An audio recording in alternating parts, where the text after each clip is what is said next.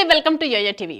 Politics లో sentiments common గా మారిపోయాయి. కొన్నిసార్లు అవే అభ్యర్థుల గెలుపుకు కారణం అవుతాయనడంలో ఎలాంటి సందేహం లేదు. తెలుగు రాష్ట్రాల్లో రాజకీయాల్లో కొత్త సెంటిమెంట్ మొదలైంది. ఒక్కసారి జైలుకెళ్తే సీఎం అవ్వడం పక్కా. ఇటు తెలంగాణలో అటు ఏపీలో ముఖ్యమంత్రులుగా బాధ్యతలు తీసుకున్న ఇద్దరు కూడా జైలుకు వెళ్లి వచ్చిన వాళ్లే కావడంతో ఈ సెంటిమెంట్ మరింత బలంగా మారిపోయింది. ఏపీ సీఎంగా బాధ్యతలు తీసుకున్న చంద్రబాబు 5 ఏళ్ల తర్వాత సచివాలయంలో అడుగుపెట్టారు. ఎన్నికల ప్రచారంలో హామీ ఇచ్చినట్లే మెగా డిఎస్సి మీద మొదటి సంతకం పెట్టారు. సరిగ్గా ఎన్నికల ముందు స్కిల్ కేసులో చంద్రబాబు జైలుకు వెళ్లారు. టీడీపీ అఖండ విజయం వెనుక ఆ జైలు ఎపిసోడ్ ప్లస్ అయ్యింది. చంద్రబాబు జైలుకు వెళ్లిన తర్వాత పొత్తులకు రెడీ అంటూ పవన్ ముందుకు రావడం, బీజేపీని కూటమిలోకి తీసుకురావడంతో ప్రభుత్వ వ్యతిరేక ఓటు చీలకుండా జాగ్రత్త పడ్డారు. ఇదంతా ఎలా ఉన్నా ఈ వయసులో చంద్రబాబును జైలుకు పంపించారు అనే సింపతి జనాలను కదిలించింది. టీడీపీకి అద్భుత విజయం దక్కేలా చేసింది. అలా జైలుకు వెళ్లి వచ్చి ఇలా ప్రచారం చేసి మళ్ళీ అలా సీఎం అయిపోయారు చంద్రబాబు. ఈయనే కాదు, ఏపీ మాజీ సీఎం జగన్ కూడా అంతే. అక్రమార్జన, మనీ లాండరింగ్, క్విడ్ ప్రోకో ఆరోపణలపై అరెస్ట్ అయిన జగన్ 16 నెలల పాటు జైల్లో ఉన్నారు. బెయిల్పై జైలు నుంచి బయటకు వచ్చాక ప్రతి శుక్రవారం సిబిఐ కోర్టుకి హాజరయ్యేవాడు.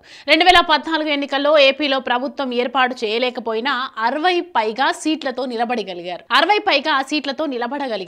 ఆ తర్వాత పాదయాత్ర చేయడం వల్ల 2019 ఎన్నికల్లో 151 సీట్ల బంపర్ మెజారిటీతో వైసీపీ గెలిచింది.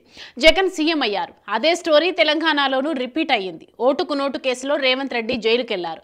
ఆ తర్వాత 2018లో కేటీఆర్ ఫామ్ హౌస్ ని డ్రోన్ కెమెరా ద్వారా చిత్రీకరించారనే ఆరోపణలపై మరోసారి అరెస్ట్ అయ్యారు. ఆ అరెస్ట్ ద్వారా రేవంత్ కు వచ్చిన సింపతి అంతా ఇంతా కాదు. కట్ చేస్తే మొన్న జరిగిన ఎన్నికల్లో కాంగ్రెస్ విజయం సాధించడం, రేవంత్ ముఖ్యమంత్రి కావడం జరిగిపోయింది. ఈ ముగ్గురు కూడా అరెస్ట్ అయి తిరిగి వచ్చి ముఖ్యమంత్రులు అయ్యారు.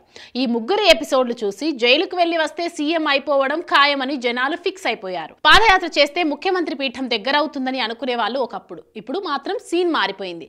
జైల్లోర్ కొట్టు, సీఎం సీటు పట్టు అన్నట్లుగా సెంటిమెంట్ మారిపోయిందని జనాలు మాట్లాడుకుంటున్నారు.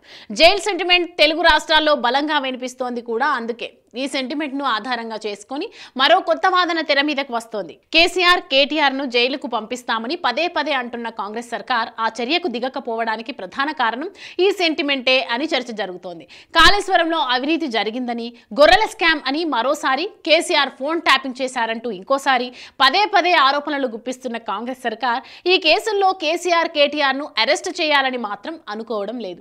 మళ్ళీ వాళ్ళను అరెస్ట్ చేసి జైలుకు పంపిస్తే సెంటిమెంట్ వర్కౌట్ అయ్యి సింపతి వచ్చేసి బీఆర్ఎస్ ఫామ్ లోకి వచ్చి ఎక్కడ సీఎం అయిపోతారనే ఆలోచనతో కాంగ్రెస్ కేసీఆర్ అరెస్టుకు వెనుకడుగు వేస్తోందని రాజకీయాల వర్గాల్లో చర్చ మొదలైంది. ఇది ఎంతవరకు నిజమనేది తెలియాలంటే కొద్ది రోజులు వెయిట్ చేయక తప్పదు.